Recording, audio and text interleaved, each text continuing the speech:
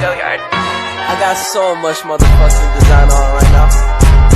Break it down, bring it back, make it clap. I got 3 old thoughts, new block, where that thing. Bitches on my line, and you know they come strapped, hold up. Tugas-tugas perkembangan remaja. Pengertian remaja. Masa remaja adalah masa ketika individu berkembang dan menunjukkan tanda-tanda seksual sekunder pertama hingga mencapai pubertas. Individu mengalami pola perkembangan dan identifikasi psikologis dari masa kanak-kanak hingga dewasa, dan menyelesaikan masa transisi ketergantungan sosial ekonomi ke keadaan yang relatif mandiri. Masa remaja merupakan masa peralihan di mana manusia tumbuh dari masa kanak-kanak menuju dewasa. Selanjutnya, ciri-ciri remaja, di mana remaja mulai belajar tentang kebebasan dan haknya untuk mengungkapkan pendapatnya sendiri. Kemudian, remaja lebih mudah dipengaruhi oleh teman sebayanya dibandingkan saat masih anak-anak. Artinya, pengaruh orang tua berkurang. Remaja berperilaku dan menikmati berbagai kesenangan, bahkan bertentangan dengan perilaku dan kesenangan keluarga. Remaja mulai mengalami perubahan fisik yang luar biasa seiring pertumbuhan dan seksualitasnya. Perasaan seksual yang muncul bisa menakutkan, membingungkan, dan menjadi sumber rasa bersalah dan frustasi. Dan yang terakhir, remaja seringkali bersemangat tinggi, dan hal ini bersamaan dengan emosi mereka yang biasanya meningkat, membuat mereka sulit menerima nasihat dan arahan orang lain. Selanjutnya, ciri-ciri remaja menurut Gunarsa dan Mapiare. Yang pertama, masa remaja awal. Biasanya duduk di bangku sekolah menengah pertama dengan ciri-ciri tidak stabil keadaannya, lebih emosional, mempunyai banyak masalah, masa yang kritis, mulai tertarik pada lawan jenis, munculnya rasa kurang percaya diri, dan suka mengembangkan pikiran baru, gelisah, suka berhayal, dan suka menyendiri. Yang kedua, masa remaja madya atau pertengahan. Biasanya duduk di bangku sekolah menengah atas dengan ciri-ciri: 1. Sangat membutuhkan teman. Yang kedua, cenderung bersifat narsistik atau kecintaan pada diri sendiri. 3. Berada dalam kondisi keresahan dan kebingungan karena pertentangan yang sering terjadi dalam diri. Keempat, berkeinginan besar mencoba segala hal yang belum diketahuinya. Dan yang kelima, keinginan menjelajah ke alam sekitar yang lebih luas. Nah, yang ketiga, masa remaja akhir, ditandai dengan ciri-ciri: 1. Aspek-aspek psikis dan fisiknya mulai stabil. Kedua, meningkatnya berpikir realistis, memiliki sikap pandang yang sudah baik. 3. Lebih matang dalam cara menghadapi masalah. 4. Ketenangan emosional bertambah dan lebih mampu menguasai perasaan. 5. Sudah terbentuk identitas seksual yang tidak akan berubah lagi.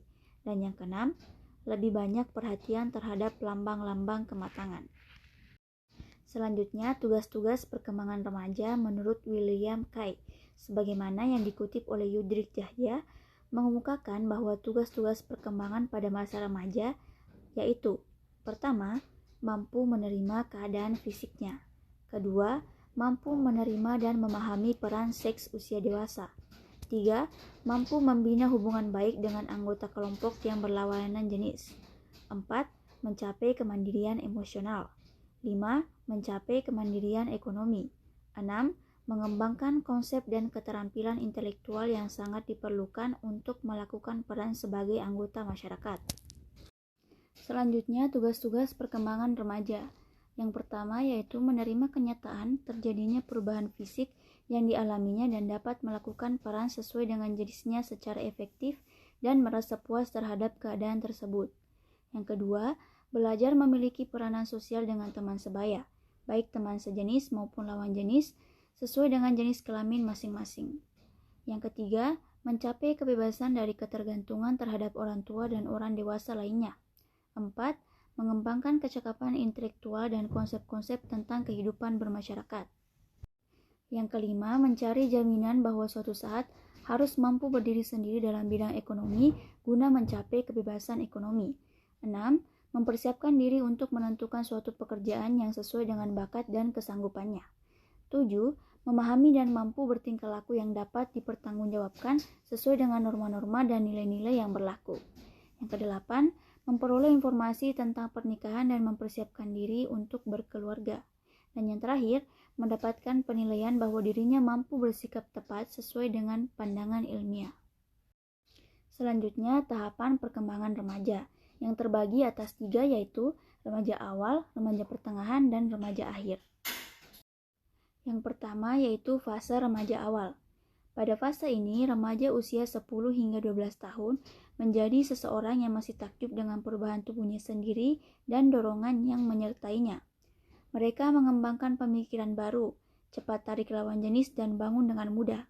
Ingin dipeluk oleh lawan jenis telah berfantasi tentang erotisme. Hipersensitivitas ini disertai dengan hilangnya kendali atas ego. Hal ini membuat orang dewasa sulit untuk memahaminya. Yang kedua yaitu fase remaja pertengahan. Tahap ini adalah usia 13 hingga 15 tahun. Pada titik ini anak muda sangat membutuhkan teman. Ia senang banyak teman yang menyukainya. Ini adalah kecenderungan narsis untuk mencintai diri sendiri sambil menyukai teman yang sama. Dan yang ketiga, fase remaja akhir. Tahap ini remaja berusia 16 hingga 19 tahun, di mana fase ini merupakan fase pemantapan menuju pertumbuhan dan ditandai dengan tercapainya 5 hal berikut ini. Yang pertama yaitu tumbuhnya minat terhadap fungsi-fungsi akal.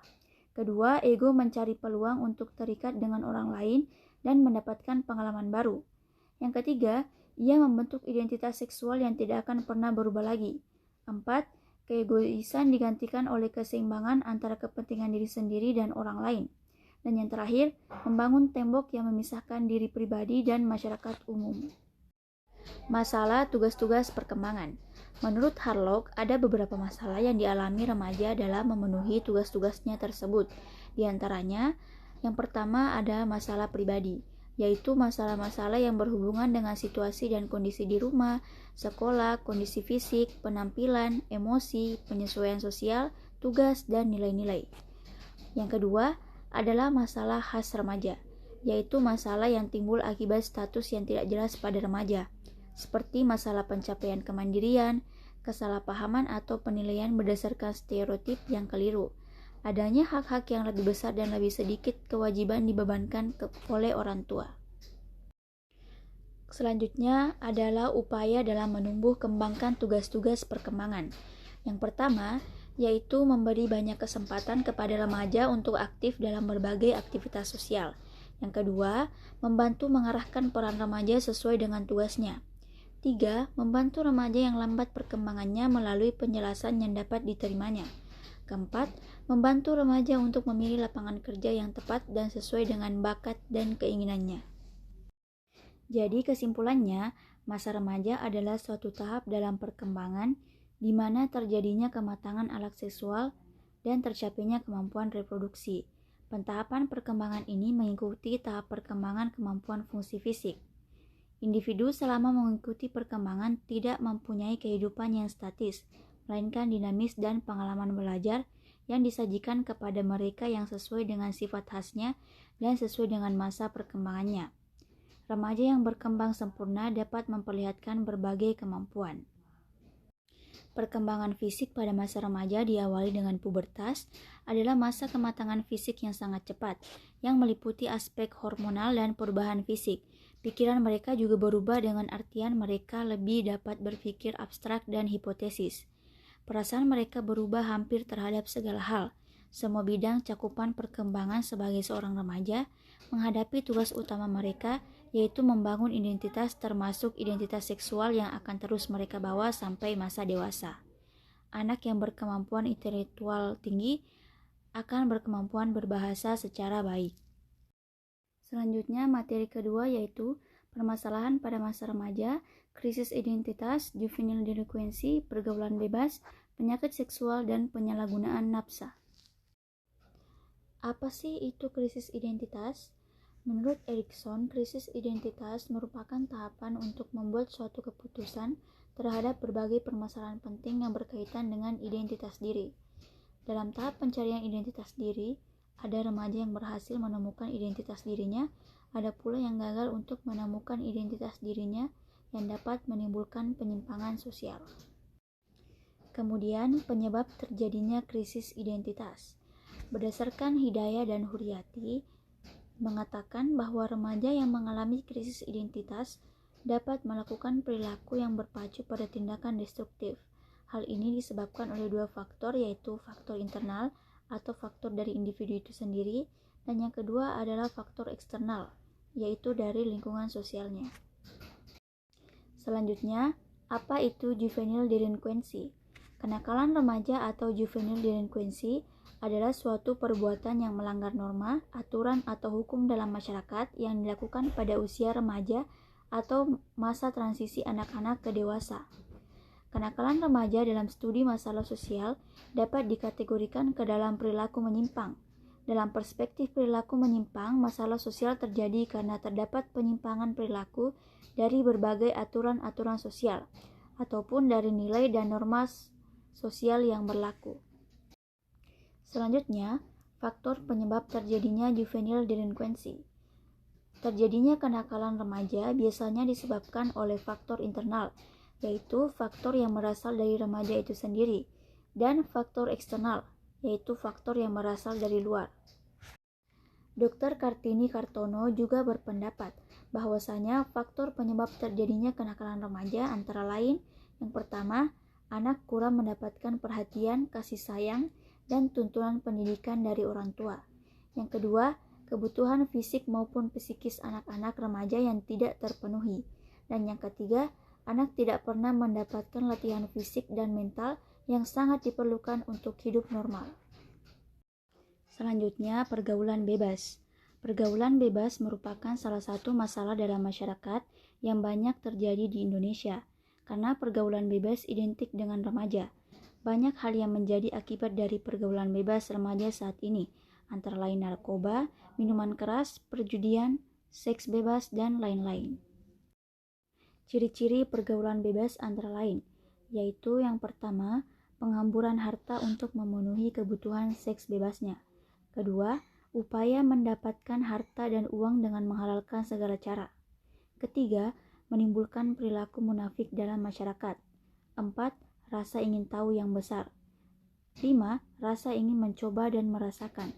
6. Terjadi perubahan-perubahan emosi, pikiran, lingkungan pergaulan, dan tanggung jawab yang dihadapi. 7.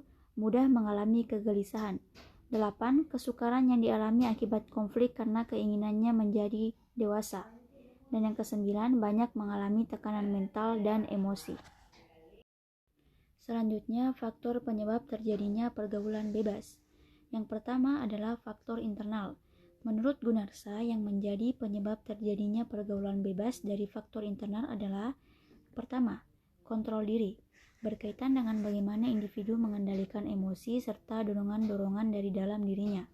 Kurangnya kontrol diri yang memicu cepatnya remaja mengambil keputusan yang merugikan dirinya, dikarenakan tidak adanya benteng di dalam dirinya, sehingga akan cepat terjerumus dalam pergaulan bebas.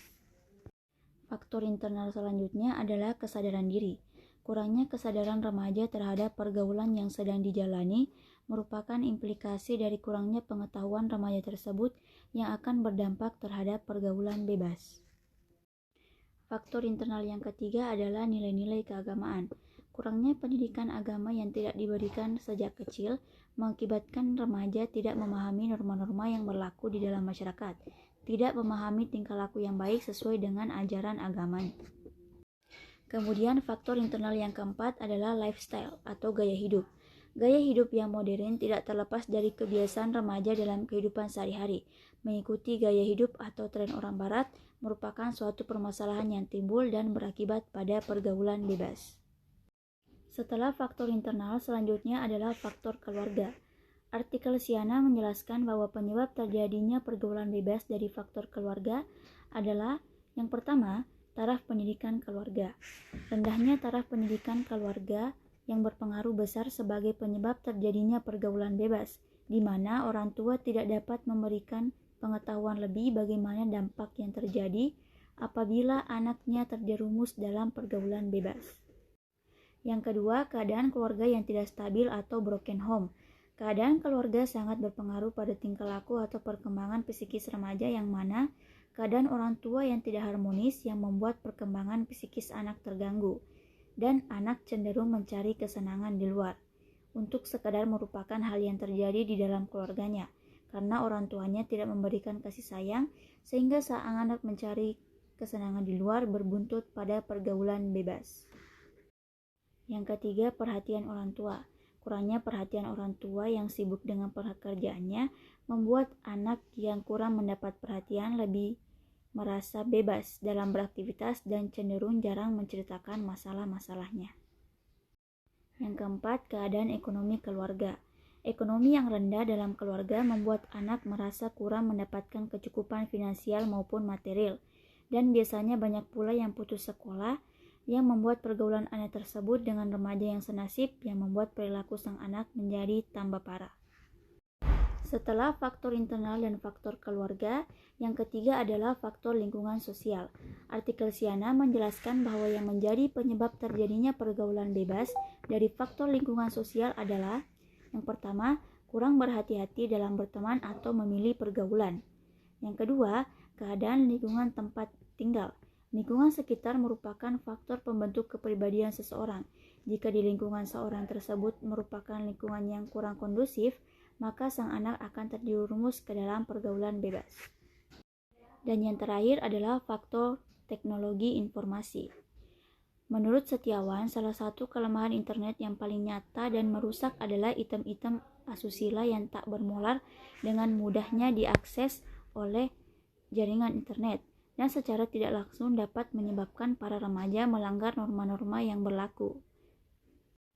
Artikel Siana menyatakan bahwa adanya internet memudahkan untuk mengakses jenis macam budaya yang tidak sesuai dengan norma ketimuran, sehingga mudahnya anak untuk mengerti akan perbuatan yang mengandung konten pornografi yang dapat mengakibatkan anak terjerumus dalam pergaulan bebas.